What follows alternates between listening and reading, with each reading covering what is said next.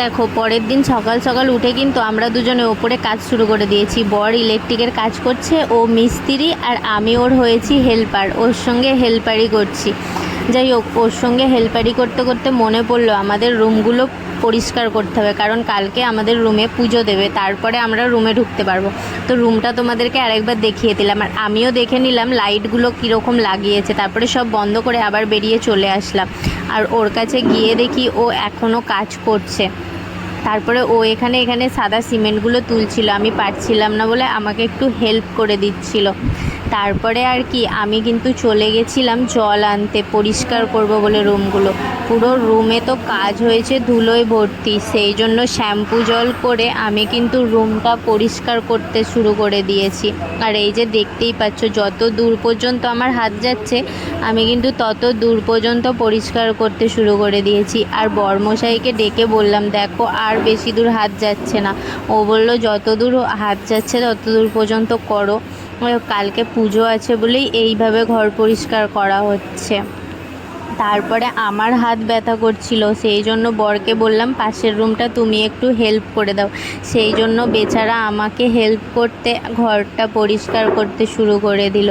তারপরে আর কি আমাদের রুমটা পরিষ্কার করে ফেলেছি বলে সেই জন্য রুমটা আমি বন্ধ করে দিলাম, যাতে আর ধুলোবালি না ঢোকে। আর এই দিকেও তো পাশের রুমটা পরিষ্কার করছিল, আর ও বলছিল আমার ভিডিও করবে না, বাট আমি তো ভিডিও করে নিয়েছি।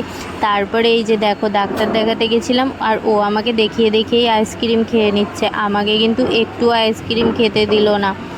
রুমে চলে এসে আমরা রেডি হয়ে আবার কিন্তু ঘুরতে বেরিয়েছিলাম। এটা কোথায় ঘুরতে যাচ্ছে আমি কিন্তু জানি না, বাট দূরে কিন্তু পাহাড় দেখা যাচ্ছে। তোমরা বুঝতে পারছো কিনা জানি না, বাট আমি কিন্তু বুঝতে পারছি। আর এইখানে এত গাছপালা, বন জঙ্গলের দিকে আমাকে ঘুরতে নিয়ে এসছে। আমি তো প্রথমে ভয় পেয়ে গেছিলাম, তারপরে পরিবেশটা এত সুন্দর মনে হলো। আমি ভাবছি যে আমি কত রিলস বানাবো, আর কত ফটো তুলবো, আর কত ভিডিও বানাবো। তো সেই জন্য সুন্দর করে আমি জায়গাটা দেখছিলাম, আর বর তো আমাকে ঘুরিয়ে দেখাচ্ছিল, আর আমি শুধু ভাবছিলাম যে আমি কিভাবে ফটো তুলবো, কিভাবে পোজ দিয়ে ভিডিও বানাবো, এইসবই ভাবছিলাম। সেই জন্য আমি পোজ দিয়ে বসছিলাম আর ভিডিও বানাচ্ছিলাম, আর ওকে বলছিলাম ফটো তুলে দাও। তারপরে আর কি ও বললো জায়গাটা ভালো নয়, এখান থেকে তাড়াতাড়ি বেরিয়ে যাবে, চলো। আর ওকে আমি একটু বলছিলাম থ্যাংক ইউ আমাকে এত সুন্দর একটা জায়গায় ঘুরতে নিয়ে আসার জন্য। আমার তো জায়গাটা খুবই পছন্দ হয়েছে। তো এইখানটা পুরো লাল পাথর আর লাল মাটির তৈরি, আর আমরা কিন্তু বেরিয়ে চলে আসছিলাম ওখান থেকে। তারপরে মধ্যিখানে একটা জায়গায় দাঁড়ালো, আর এখানটা পুরো খাদ আর পুরো লাল মাটি দিয়ে বানানো। আমার তো এত সুন্দর লাগছিলো, আমি বলি তুমি এখানটাতে আমাকে আগে কেন নিয়ে এলে না। আর আমি এটার নাম দিয়েছি লাল মাটির দেশ। আর আমাদের বাঁকুড়ায় যেমন লাল মাটি আছে, আর এখানেও পুরো লাল মাটি। আমার তো হেভি আনন্দ হচ্ছিলো।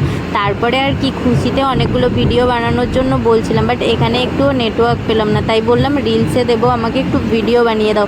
তো তোমাদের এই জায়গাটা কীরকম লেগেছে বলো। আমার কিন্তু সামনে থেকে খুবই সুন্দর লেগেছে, ভিডিওতে অতটা ভালো লাগেনি।